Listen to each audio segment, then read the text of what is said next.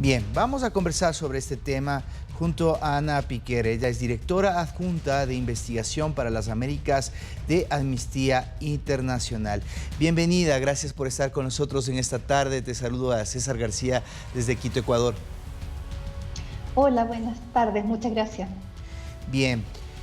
¿qué crees que es lo que está fomentando esta agudización de los problemas en la frontera entre Chile y Perú?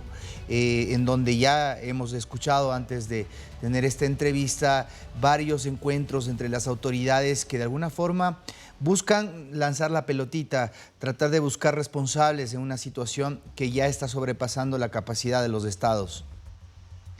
Sí, y la verdad es que es algo muy triste de ver, porque en definitiva estamos hablando de personas que están en una situación en que literalmente no tienen a dónde ir, que están huyendo de un país que está en una grave crisis de derechos humanos desde hace mucho tiempo y que han intentado encontrar un lugar seguro donde vivir y que de alguna manera han sido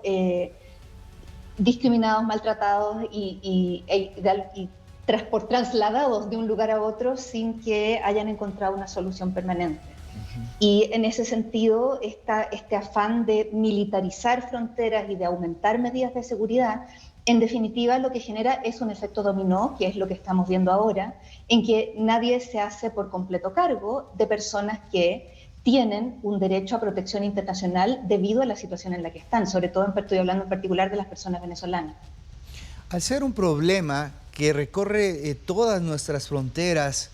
no se comprende cómo los presidentes no pueden sentarse en una mesa y hacer planes integrales antes de ejecutar, por ejemplo, planes locales en donde se agudizan. Indiscutiblemente la población quiere seguridad en cada uno de nuestros países, pero en el momento en que se toma de forma aislada una decisión, ya vemos los resultados. Comienzan a salir hacia otro país y así sustantivamente, como tú dices, en un efecto dominó. ¿Hay una descoordinación por parte de los países para tomar esto de una forma integral y un problema regional?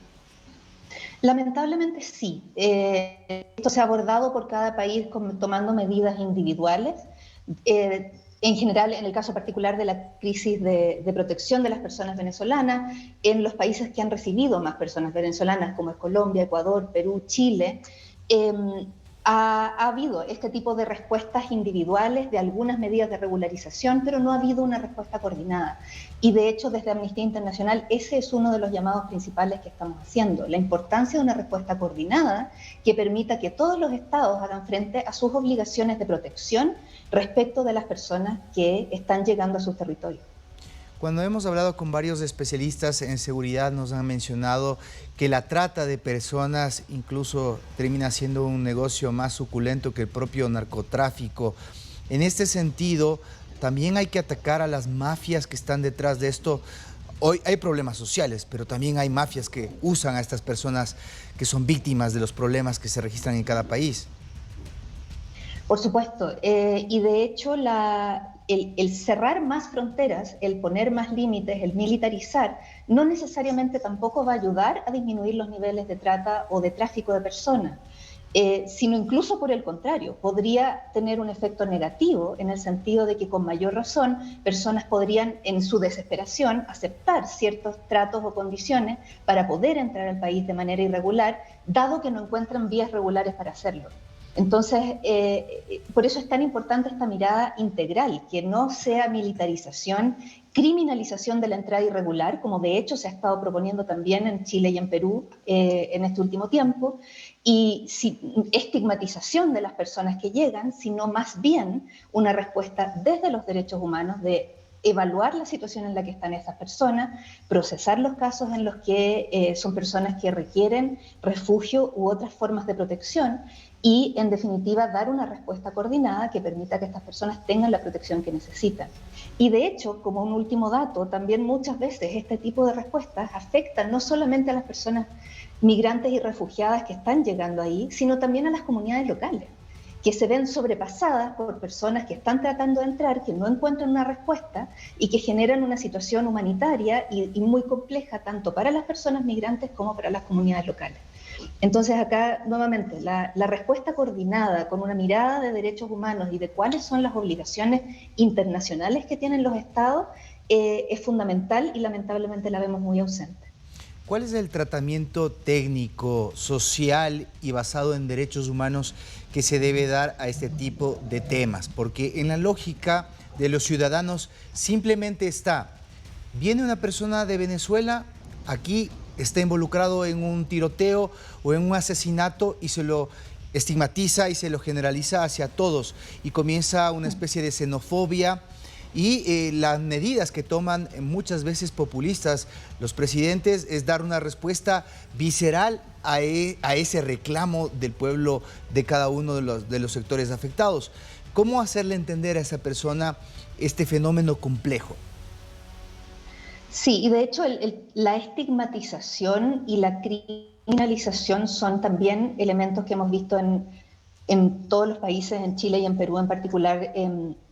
Es algo que ha aparecido con mucha fuerza, el asociar migración a criminalidad, el asociar, el incluso intentar que se convierta en delito el entrar al país de manera irregular. Y esos son discursos que no contribuyen en absolutamente nada. Estamos hablando, como dices, de alguna manera generaliza. Puede ser que haya algunas personas migrantes que cometan delitos, pero eso no significa que todas las personas migrantes y refugiadas traen la delincuencia al país, sino más bien son personas que requieren protección y que tienen los derechos de todas las personas por igual.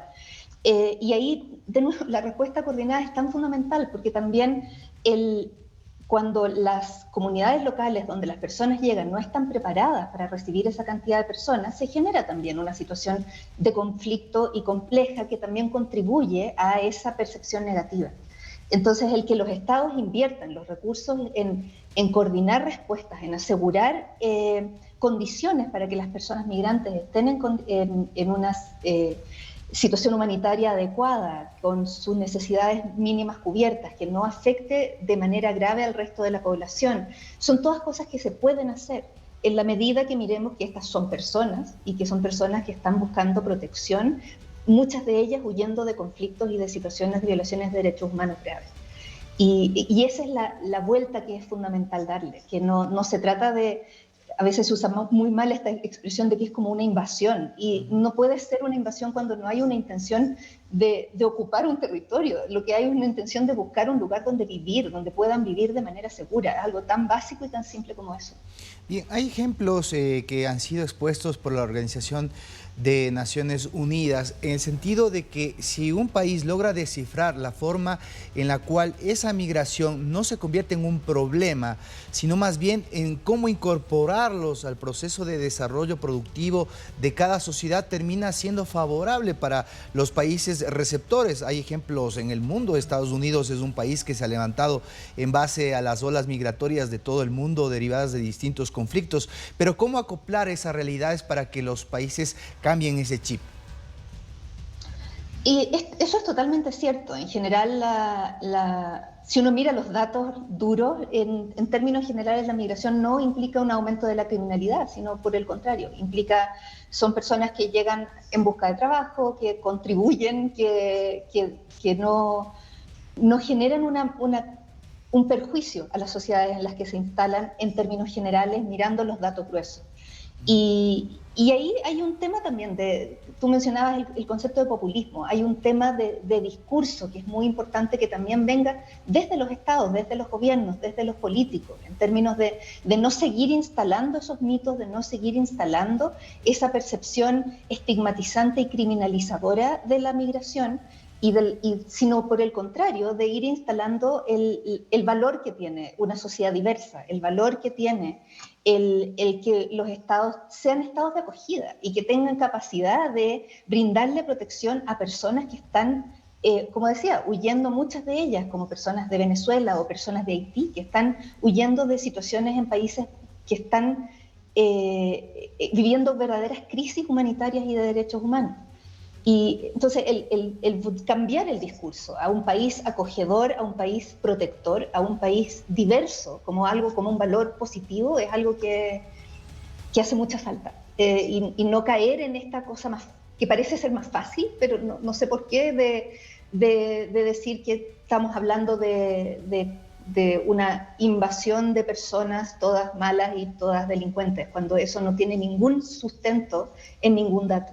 Bien, gracias Ana Piquer, muy interesante esta conversación, el representante de Amnistía Internacional. Por cierto, para cerrar este tema, vamos a tratar de darle el rostro humano que corresponde a cada fenómeno. Un equipo se va a dirigir hacia allá para traernos las historias de lo que está pasando de momento entre Chile y Perú. Gracias por este tiempo con DNews.